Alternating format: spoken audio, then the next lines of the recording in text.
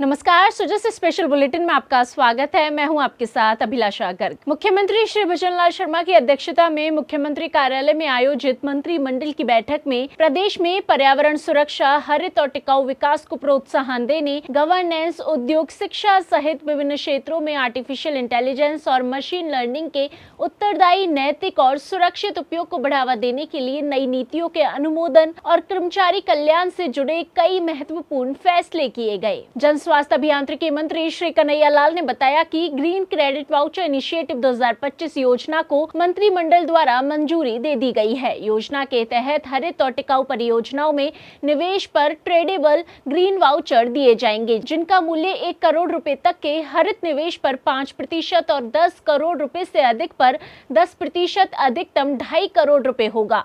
इससे ग्रीन और circular economy को बढ़ावा मिलेगा। हमारे मुख्यमंत्री जी पर्यावरण को बचाने के लिए जो महत्वपूर्ण काम कर रहे हैं, राजस्थान सरकार ने पिछले बजट के अंदर ग्रीन बजट पेश किया था।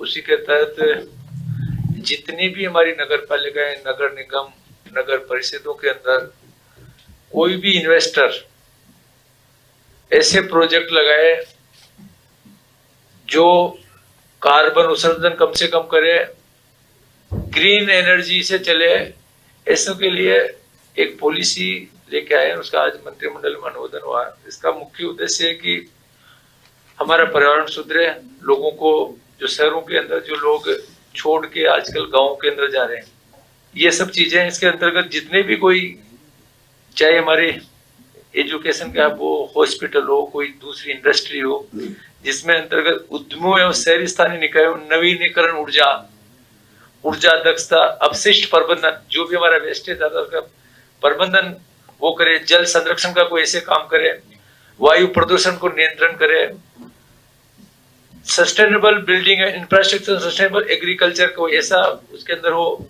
पर्यावरण अनुकूल क्षेत्रों में कार्य प्रयोग करने के लिए किया जाएगा। ऐसे संस्थानों के लिए मंत्रिमंडल के अंदर जिस तरह से हमारे रिप्स 2024 के अंतर्गत जो ग्रीन इंसेंटिव देते हैं, उसी के तहत अतिरिक्त उनके पर्यावरण संबंधी योगदान के लिए ग्रीन क्रेडिट वाउचर जारी किए जाएंगे। इससे ग्रीन वाउचर 1 करोड़ रुपए तक के हरित निवेश पर 5%, 10 करोड़ रुपए से अधिक के निवेश पर 10% या मैक्सिमम 2.5 करोड़ रुपए उसको मूल्य के होंगे। संसदीय कार्य मंत्री श्री जोगाराम पटेल ने बताया कि पचपदरा में निर्माणाधीन रिफाइनरी सह पेट्रोकेमिकल कॉम्प्लेक्स परियोजना तेजी से पूर्णता की ओर है। परियोजना की द्वितीय संशोधित लागत को कैबिनेट ने मंजूरी दे दी है, जिसके बाद कुल लागत 79,459 करोड़ रुपए होगी। इसमें राज्य सरकार की 26% इक्विटी हिस्सेदारी तय की गई है तथा बढ़ी हुई लागत के कारण अतिरिक्त 565.24 करोड़ रुपए अंश पूंजी के रूप में राज्य सरकार के द्वारा दिए जाएंगे। मरुधर थारे देश में उपजे 3 रतन। मरुधर थारे देश में उपजे 3 रतन पर अब श्री भजनलाल जी की सरकार में उपजे रतन ही रतन, और इनमें से एक है अत्याधुनिक हमारी रिफाइनरी, जो हमारे लिए, हमारे मरुधर प्रदेश के लिए, हमारे देश के लिए न केवल गौरव का क्षण होगा, बल्कि राजस्थान और देश को समृद्ध और विकसित बनाने का जो अमृत काल है, उसका माइलस्टोन भी होगा। मित्रों, पचपदरा बालोतरा में 9 मिलियन मैट्रिक टन वार्षिक क्षमता की रिफाइनरी और इसके सह पेट्रोकेमिकल कॉम्प्लेक्स परियोजना का एसपीएसएल राजस्थान रिफाइनरी लिमिटेड द्वारा प्रस्तुत द्वितीय ये संशोधन लागत एवं समयावधि का अप्रूवल हुआ है हमारे कैबिनेट में।